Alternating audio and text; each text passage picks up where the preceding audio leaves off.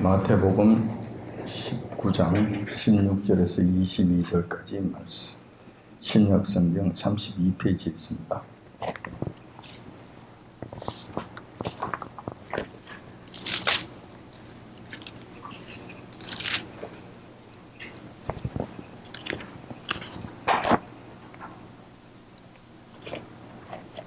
찾으신 줄 알고 제가 받들어 봉독하겠습니다. 마태복음 19장 16절에서 22절까지 말씀. 어떤 사람이 주께 와서 가로되 선생님이여 내가 무슨 선한 일을 하여 영생을 얻으리이까? 예수께서 가로사대 어찌하여 선한 일을 내게 묻느냐? 선한 이는 오직 한 분이시니 너가 영생에 들어가려면 계명들을 지키라. 가로되 어느 계명이 오니까? 예수께서 가로사대 살인하지 말라, 간음하지 말라, 도적질하지 말라, 거짓 증거하지 말라, 내 부모를 공경하라, 내 이웃을 내 몸과 같이 사랑하라 하신 것이니라. 그 청년이 가로되 이 모든 것을 내가 지켰사오니 아직도 무엇이 부족하니까? 예수께서 가로사대 너가 온전하고자 할진대 가서 내 소유를 팔아 가난한 자들을 주라. 그러면 하늘에서 보화가 내게 있으리라. 그리고 와서 나를 쫓으라 하시니 그 청년이 재물이 많음으로 이 말씀을 듣고 근심하며 가니라. 아멘. 본문 말씀을 중심으로 해서 재물이 많음으로 근심하며 가니라 하는 제목으로 말씀을 나누고자 합니다. 제가 30대 시절 한참 세상에서 일할 때였습니다. 그때 제 주변에 연세대학교를 나온 아주 똑똑한 고향 후배가 있었습니다. 그때도 저는 신앙생활을 했기 때문에 기회만 있으면 복음을 전했습니다. 당연히 그 후배에게도 복음을 전했던 것이죠. 제가 그때 복음을 전하는 방식은 이런 것이었어요. 이 사람은 세상은 혼자 사는 것이 아니야. 인간이 아무리 잘났다고 해도 한계가 있잖아. 그러니까 나처럼 전능하신 하나님을 의지하면서 살아. 그러면은 삶이 쉬워져. 너는 앞으로 출세도 해야 되고 승진도 해야 되지 않나. 그러니까 주님께 나와서 도움을 강구하면은 그 일도 잘 될 것 같지 않아? 그러니 나와 같이 신앙생활 하자. 이런 식으로 전도를 했던 것 같아요. 그러자 그 후배가 이렇게 대답한 것이 기억이 납니다. 선배님, 말씀은 고맙지만 나는 나름대로의 방식이 있습니다. 나는 한 분 신만으로는 성이 차지 않습니다. 한 분 신에게만 부탁하는 것만으로는 내가 부족한 것 같아요. 그래서 나는 세 분의 신에게 골고루 부탁을 하고 당부를 하고 기도를 하면서 그렇게 살고 있습니다. 기독교의 하나님과 불교의 부처님, 천주교의 성모 마리아님께 골고루 기도하고 당부하고 있습니다. 나는 안 그래도 그렇게 하고 있습니다. 자, 그렇게 해야 만약에 기독교 신이 응답하지 않으면 불교 신이 응답할 것이고, 불교 신이 응답하지 않으면 천주교 신이라도 나에게 소원을 들어줄 것 아닙니까? 난 이런 방식으로 지금 하고 있습니다. 그러니까 이렇게 대답을 하더라고요. 이런 것이 기억이 납니다. 여러분들이라면 이 후배의 이런 대답에 대해서 어떻게 생각하시는지, 무슨 마음이 듭니까? 여기에 대해서는 여러분들이 어떤 생각이 드나요? 혹시 그 후배의 주장에 대해서 그 일리가 있는 것 같은데, 일리가 있는 것 같아. 만약에 이런 생각이 든다면 이게 참 큰일 납니다. 여러분들 지금까지의 신앙생활과 지금까지 했던 모든 것들이 지금 헛거라는 이야기예요. 정말 큰 문제예요. 근데 만약에 그 후배의 대답이 참 문제가 많네. 이런 문제가 있고 저런 문제가 있고 이건 아니고 저건 아니고 저것도 아니고 그렇게 만드는데 라는 것이 바르게 딱 분석이 되고 딱 마음에 와 닿는다면 여러분 지금 잘하고 있는 거예요. 신앙생활 바르게 잘 하고 있는 거예요. 저는 그때 후배에게 이렇게 대답을 했어요. 만약에 너의 주장이 사실이라고 한다면은, 그리고 너가 너의 소원을 들어줄 수 있는 그 신이 참된 신이라고 한다면, 그리고 그런 능력이 있는 신이라고 한다면은, 너의 그 세 다리 걸치기 그 수법에 좋아하겠는가? 응답해 주겠는가? 기뻐하겠는가? 대답해 주겠는가? 너 같으면 어떻게 할 것 같은가? 사람과의 관계도 그렇잖아. 그리고 애인을 사귀는데도, 연인을 사귀는데도 있었어. 그 연인이 나 말고 다른 사람 두 다리 세 다리 걸치고 있으면 네가 그 연인을 좋아하겠는가? 진정 사랑할 수 있겠느냐? 안 될 것 아니냐? 두 다리 걸치는 것도 안 되는데, 양 다리 걸치기도 안 되는데, 세 다리 걸치기 하고 있는 거 이게 과연 되겠는가? 잘 한번 생각해 봐라. 이런 대답을 한 것 같아요.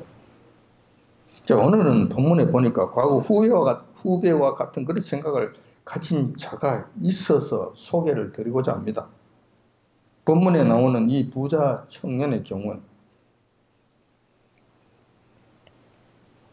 큰 문제를 안고 있었는데, 그 문제가 바로 우리 주님과 관계를 가지는 데 있어서 양다리 걸치기를 한번 해보자는 그런 생각이었어요. 그 얄팍한 그런 생각. 우리 후배와 같은 종류의 생각을 하고 있었다는 이것이 그에게 있어서 가장 큰 문제였다는 거예요. 그래서 오늘은 본 말씀을 중심으로 해서 본문에 나오는 그 부자 청년의 본질적인 문제가 무엇인지, 그 가운데서 우리는 무슨 교훈을 얻어야 하는지에 대해서 한번 살펴보고자 하는 것입니다. 우리가 믿음 생활을 하는데 믿음 생활이 그렇게 쉽지 않다는 거예요. 이게 믿음 생활을 하는데 최대 걸림돌이 있어서 그런 거예요. 세상 사람들에게 있어서 믿음을 가지라고 하는 것은 대단히 어려운 일로 보여지는 것 같아요. 믿음을 가지는 것이 쉽지 않다는 이야기예요. 그러니까 세상 사람들이 잘 이해도 못하고 잘 따라오지도 못하고 행하지도 못하는 거예요. 물론 성도들이라고 해도 마찬가지예요. 뭐 정도의 차이가 있겠지만 믿음을 바로 세우는 일이 결코 만만치 않다는 거예요. 결코 만만치 않다는 거예요. 그 왜 그런가? 왜 그런가? 그 주요 원인은 우리가 살고 있는 현실 세계가 물질 세계이기 때문에 그렇다는 거예요. 반면에 믿음은 믿음의 세계를 이야기하잖아요. 우리는 믿음의 세계를 이야기하는 것이고, 지금 우리가 사는 곳은 현실 세계, 물질 세계에 살고 있다는 거예요. 그래서 이 물질 세계를 초월해서 이 믿음의 세계로 들어오라고 하니 이게 잘 이해가 되지 않는 거예요. 물질 세계는 쉽잖아요. 눈에 보이고 손에 잡히고 당장 사용할 수가 있어요. 당장 사용할 수가 있는 거예요. 반면에 믿음의 세계는 보이지 않잖아요. 만질 수 없잖아요. 당장 사용할 수 있는 것이 아니잖아요. 먼 훗날의 이야기 같고 뜬구름 잡는 소리 같아요. 그러니 이것을 버려두고 이것을 택하라. 이런 것이 세상 사람들에게 이게 쉽겠느냐는 거예요. 안 되는 것이 물질에 허급 직업 붙잡혀서 사는 사람들에게 있어서 이것을 버려두고 이것을 잡아라? 이해가 안 되죠? 이나 잡아라. 난 이것이 더 중요해. 이 물 한 모금이 더 중요하다니까 지금. 그런단 말이에요. 당연히 믿음 생활을 하고 있다고 하는 성도들까지도 가끔씩은 이 보이는 물질에 정신이 팔려서 믿음의 세계에 대한 이 생각들이 흐릿해지는 경우가 수도 없이 일어나는 거예요. 쉽지 않아요. 그래서 믿음의 세계, 믿음을 갖는다는 것은 결코 쉽지 않다. 최대의 걸림돌이 뭔가? 땅에 보이는 물질이, 현실 세계에 보이는 이 물질이 믿음의 세계로 가는데 최대의 걸림돌이 되는 거예요. 그런 측면에서 그런 거예요. 여러분들이 이런 것을 잘 이해하셔야 하시기 바랍니다. 특별히 타락한 인간들이잖아요. 그들에게 있어서는 이러한 현상들을 극복하는 것이 너무 어려운 거예요. 너무 어려운 거. 그래서 여러분들, 왜 저 사람들은 복음을 받아들이지 않지? 왜 믿음 생활을 하지 않지? 왜 믿음이 그렇게 어렵지? 어려울 수밖에 없다는 거예요. 현실이 이런 데다가 타락한 심성까지 같이 가지고 있으니 더더욱 안 되는 거예요. 어렵다는 거예요. 그래서 성경은 믿음의 중요성을 강조하고 믿음 없이는 하나님을 기쁘시게 할 수 없다고 수도 없이 말씀하시는 거예요. 오늘 본문의 말씀의 내용도 이런 맥락에서 전개되고 있습니다. 물질이 믿음의 세계, 신앙의 세계, 하늘나라에 가는 길에 있어서 가장 최대의 걸림돌이 된다는 거예요. 자, 오늘 본문의 말씀을 한번 살펴보겠습니다. 이 말씀은 예수님께서 갈릴리 지방에서 복음을 전파하시는 그 사역을 감당하십니다. 평소에서는 그 고향 땅인 갈릴리 지방 그 일대에서 복음을 전파하는 사역을 감당하셔요. 그러시다가 유대 명절을 맞이하여 예루살렘으로 올라가십니다. 아마도 그건 6월절인 것 같아요. 그때 예루살렘으로 올라가셔서 예루살렘 성전에 가서 그 경배를 요 하나님 앞에 얼굴을 보이시기 위한 그 일을 위해서 예루살렘으로 올라가시는 거예요. 자, 근데 그 예루살렘으로 지금 올라가시는 중인데 아마 예루살렘 가까이 오신 것 같아요. 그래서 유다 지방에까지 오셨어요. 그런데 그 유다 지방에 그 끝이 오셨을 때 한 젊은 청년이 예수님께 나옵니다. 같은 본문의 말씀을 보니까 누가복음에 그 본문의 말씀이 있는데 누가복음 18장 18절에 보면은 이 부자 청년에 대해서는 그 신분이 관원이라고 기록하고 있습니다. 근데 그러니까 이 젊은 청년은 사회적으로는 지체가 아주 높고 젊은 나이에 아마 지체가 높은 거예요. 관원이라고 하니 상당히 사회적으로 지체가 높았고 어떤 영문인지 모르지만은 재산도 상당히 많았어요. 아마도 젊은 나이에 이런 부를 가졌다고 할 것 같으면 대체적으로 유산으로 물려받은 자 아닐까 이렇게 생각해요. 그래서 이 사람은 외형적으로 보면은 아무런 부족함이 없는 사람인 것 같이 보여요. 속된 말로 우리가 이야기하는 금수저를 물고 나온 그런 친구 같아요. 그런데도 이 젊은 친구에는 마음 한구석에 늘 채워지지 아니하는 허전함이 있었습니다. 그것이 바로 하나님께서 모든 인생들에게 골고루 나누어 주신 그리고 심어 주신 마음과 영혼에 새겨 주신 영혼을 사모하는 마음 때문인 거예요. 물질적인 것으로는 충분한데 풍성한데 그러니까 사회적 지위와 부귀 영화와 관련해서는 부족함이 없는데 이거 가지고 안 되는 것이 있다는 거예요. 이거 가지고 안 되는 것이 인간에게는 있는 거예요. 채워지지 않는 또 다른 한쪽 결정적인 부분이 있는 거예요. 그것이 바로 영혼의 문제가 채워지지 않는 거예요. 영생의 문제가 채워지지 않는 거예요. 영혼의 흡족함이 없는 거예요. 육신의 만족함은 있을지 모르지만 영혼의 만족함은 채워지지 않는 거예요. 이 청년에 있어서 이 문제가 그를 늘 괴롭혔던 거예요. 그러던 초에 예수님께서 유대 땅으로 올라오신다는 소문을 듣게 됩니다. 그러자 그 부자 청년이 생각합니다. 그분 예수님이시라면 인기가 대단하시던데 그리고 소문이 자자하시던데 이런저런 기적도 일으키신다고 하시던데 엄청난 분이시라고 하시던데 적어도 엘리야 이상 되시는 선지자라고 하시던데 근데 그분께만 나아갈 것 같으면 내 인생 문제의 이 답답함은 해결할 수 있지 않겠는가. 이 나의 인생 고민 문제를 능히 해결해 주실 것 아닌가. 그러니 지금 가서 그분과 상담을 한번 해보자. 이런 마음을 가진 거예요. 그리고 이 결정을 하게 됩니다. 그래서 이 부자 청년이 예수님 앞에 나타나게 된 거예요. 자, 우리가 알고 있는 바와 같이, 그 예수님 앞에 나왔네. 예수님과 대화하네. 그러다 갔네. 이거 아니죠. 그거 아니죠. 성경에서는 이 많은 말씀들을 다 기록할 수가 없어서 그 분위기를 다 기록하지 않습니다. 그러면 성경의 부피가 너무 커지기 때문에 우리가 감당할 수가 없게 돼요. 그래서 많은 부분을 생략해 놓습니다. 근데 힌트들은 있지요. 자, 여러분들 여기서 잘 생각해 볼 것이 또 한 가지가 있어요. 뭐냐면 예수님 다니시는 곳마다 많은 사람들이, 많은 인파들이 몰려다녀요. 오랫동안 혈류병 앓은 여인이 주님을 만날 수가 없어서 주님 옷자락만 만졌잖아요. 천신만고 끝에 쫓아가서 예수님 옷자락만 켜고 만졌잖아요.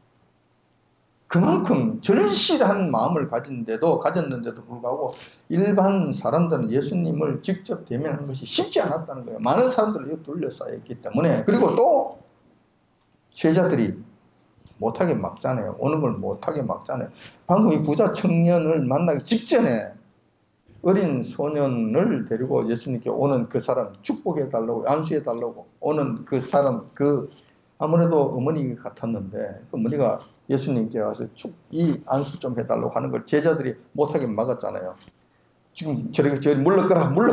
예수님 지금 바쁘신데 어딜 자꾸 오느냐 그러고 못 오게 막았단 말이에요. 그런 일들이 있었던 거예요.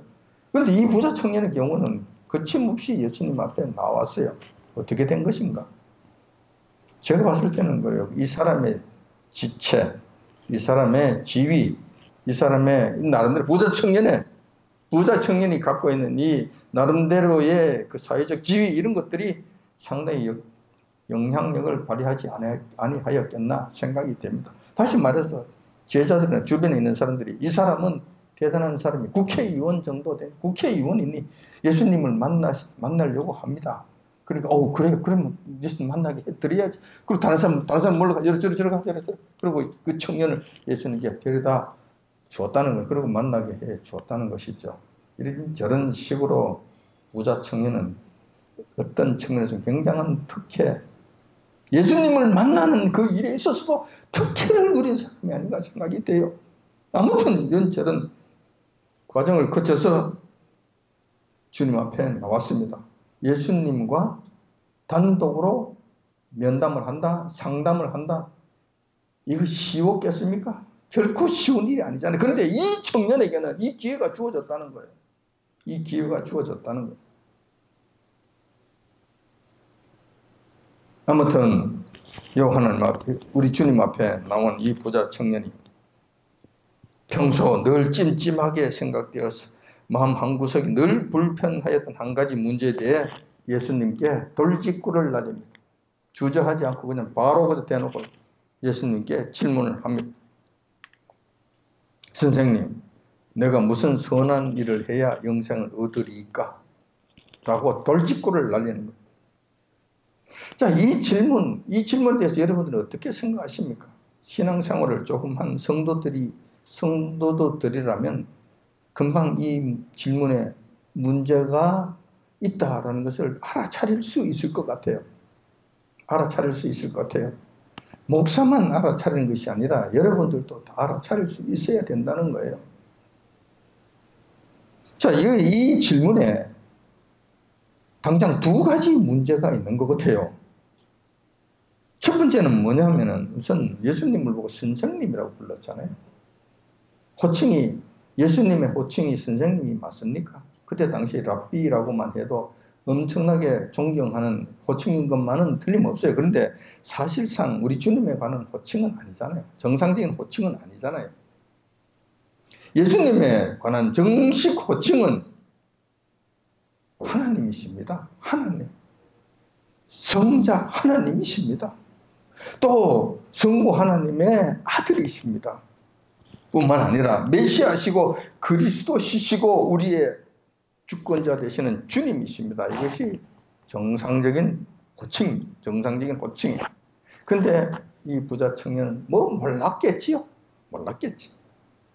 아무튼 그는 선생님이라고 호칭했습니다. 이것은 우리 주님께 합당하지 않은 호칭을 불렀다는 거예요. 두 번째 문제가 있어요. 이것도 참 큰 문제인데 부자 청년은 영생에 관한 질문을 했는데 이 질문 자체가 이게 잘못됐다는 거예요. 뭐라고 질문을 했냐 할 것 같으면은 내가 무슨 선한 일을 해야 영생을 얻으리까라고 질문을 했다는 거예요. 만약에 정상적인 질문이 되려면, 바른 질문이 되려면 이렇게 질문하면 안 되죠. 질문하려면 이렇게 해야 될 거예요. 내가 어떻게 해야 영생을 얻겠습니까가 되어야 돼요. 빌보 간수처럼 선생들아, 내가 어찌하여 구원을 얻겠느냐라고 말해야 되는 거예요. 이게 정상적인 질문이에요. 근데 이 부자 청년은 내가 무슨 선한 일을 해야 영생을 얻겠나이까라고 질문을 하는 거예요. 아마도 이 부자 청년은 이렇게 생각했는 것 같아요. 이 세상에서 착한 일을 열심히 하면 영생을 얻는 줄로 그렇게 알았던 것 같아요. 이런 생각은 전형적인 행위 구원입니다. 그 부자 청년에게만 이런 생각이 있었던 것이 아니라 지금도 수많은 교회에서, 한국 교회뿐만 아니라 수많은 세계 교회에서 이 사상, 이런 가르침, 이런 교리가 편만하게 지금 퍼지고 있는 거예요. 편만하게 퍼지고 있어요. 불행한 일이지만 이런 것이 현실이에요. 정말 현실이라니까. 성도들 사이에서도 크게 유행하고 있는 사상들이에요. 대부분 이렇게 알고 있어요. 열심히 해야지. 그럼 뭐 그렇게 열심히 안 하고 뭐 어떻게 천국 간다는 이야기야. 선한 일을 해야지. 착하게 살아야지. 헌금도 해야지. 전도도 해야지. 기도도 해야지. 이런저런 해야지. 그래야 구원을 받지. 그렇지 않고는 무슨 구원을 얻을 수 있단 말이야. 이건 일반적인 생각들이에요. 부자 청년만 그런 생각한 것이 아니라는 거예요. 참 이게 큰 문제죠. 그러니까 이 부자 청년은 이런 생각으로 가득 차 있는 거예요. 그러니까 이렇게 대답한 거예요. 무슨 선한 일을 하여야, 이렇게 질문을 한 거예요. 부자 청년이 이렇게 질문을 했으니까 예수님의 답변도 부자 청년의 질문에 따라 답을 하게 됩니다. 일쿵저렇쿵 말씀하지 아니하세요. 네 질문이 틀렸고 뭐가 어떻고 이렇게 말씀하지 아니하신다니까. 그렇게 말씀하지 아니하시고 그가 질문한 그대로 그에 대한 답을 그냥 해주시는 거예요. 그대로 답을 해주시는 거예요. 자, 그래, 너가 선한 일을 통해서 구원을 얻고자 한다 이거지. 그래, 알았어. 그러면 선한 일을 행해서 구원 얻을 수 있는 방법을 물었으니까 내가 그 방법을 가르쳐 줄게. 그러면서 예수님께서 대답해 주시는 거예요. 한마디로 율법을 지켜야 구원을 얻는다. 율법을 지켜야 영생을 얻는다라고 말씀하신 거예요. 그 율법의 내용은 그런 거예요. 살인하지 말라, 간음하지 말라, 도둑질하지 마라, 거짓 증거하지 말라, 내 부모를 공경하라. 이런 것들인데 이것을 한마디로 뭉뚱그려서 다시 요약을 하자면 내 이웃을 내 몸같이 사랑하라는 이 명령을 준행하면은 너가 영생을 얻을 수 있다라고 주님께서 말씀하신 거예요. 사실이죠. 이걸 그대로 지키면 영생 얻습니다. 문제 없죠. 하나님께서 명하신 율법을 지켰고 율법 어기지 아니하였으니까 그에게는 죄가 없습니다. 죄가 없으니까 죽지 않는 것이죠. 죽지 않으니까 심판받지 않는 것이고 심판받지 않는 것이니까 지옥 갈 일 없는 것이고 천국에 갈 수 있게 된다는 거예요. 자동으로 이렇게 되는 것이죠. 예수님께서 말씀하신 것이 바로 이거예요. 이렇게 말씀하시니까 이 부자 청년이 옳다구나. 그러면 그렇지. 그렇다면 그 부분 내가 자신 있지 않나. 그리고 자신 있게 대답합니다. 나는 그 모든 것을 지켰습니다. 또 다른 것이 뭐가 필요합니까? 아직도 부족한 것이 무엇이 있습니까? 내가 더 해야 될 것이 무엇이 있습니까? 이렇게 대답을 하는 거예요. 자, 그러니까 누구의 도움도 필요 없습니다. 내가 다 했습니다. 내가 다 했으니 또 더 필요한 게 뭐가 있습니까? 그래 어떤 측면에서는 좀 짝다리 짚고 주님 앞에 거들먹거리는 이런 말이 될 수가 있어요. 나 이런 거 다 했거든요. 이거 좀 시시한데 뭐 특별한 거 뭐 또 없습니까? 뭐 내가 좀 더 지킬 만한 거 뭐 내가 좀 더 지킬 만한 거 뭐가 좀 있었으면 좋겠는데 뭐 동성애자들 뭐 품어 안고 그들을 뭐 하는 그런 일이라도 좀 제가 더 할까요? 여기에 좀 한 가지 더 덧붙여서 한 가지 더 할까요? 뭐 이런 정도 이런 마음이 이런 심령으로 주님 앞에 더 이야기를 한 거예요. 자, 이 답변에는 두 가지 문제가 있습니다. 내가 지켰사오니 아직도 무엇이 부족하니까 라고 대답한 이 대답에는 두 가지 문제가 또 있는 거예요. 무슨 문제가 있냐면은 첫 번째는 그 율법을 다 지켰다는 자신만만한 모습이에요. 율법을 다 지켰다는 것이지. 두 번째 또 문제가 있는데 뭐냐면 하나님께서 명령하신 거기에 덧붙여서 더 할 만한 것이 뭐가 또 있는가? 하나님께서 온전하신데 모든 것을 다 말씀하시는 것인데 하나님께서 하신 그것도 부족하니 내가 그 위에 한 가지를 더 붙일 만한 것이 뭐가 더 없습니까? 하는 이거 기곤만장한 이 모습, 이게 두 가지 문제가 나타난 거예요. 우리 주님께서 이거 모르시지 않죠? 당연히 예수님께서도 이 부자 청년의 답변에 대해서 두 가지 측면의 이 문제에 대해서 답변을 또 해주시는 거예요. 그 대답을 또 해주시는 거예요. 우선 율법을 지키는 문제에 관한 설명이 너가 율법을 다 지켰다고? 정말 지킨 거야? 이 부분에 대해서 지금 예수님께서 말씀해 주시는 거예요. 예수님께서는 영생을 얻을 만한 율법 준수를 위해서는 너처럼 그렇게 해서는 안 된다.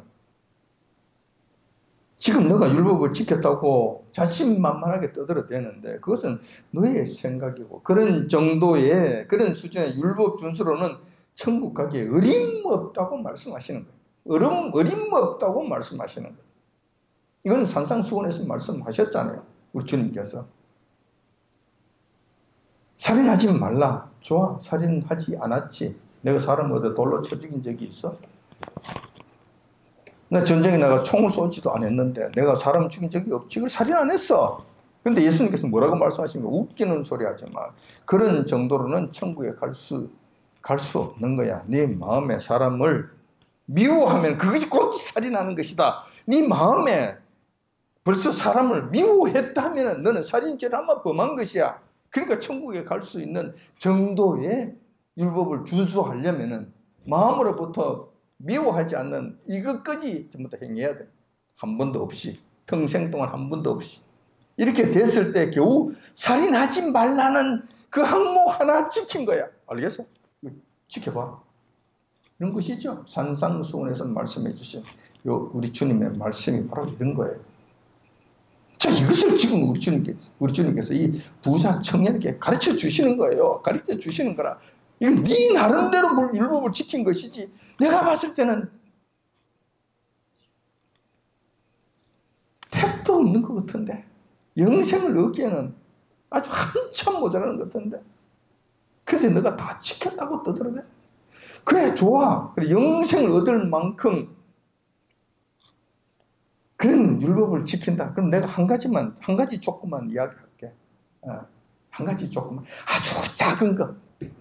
한 가지만 내가 너한테 이야기할게. 이거부터 언제 한번 실천해봐.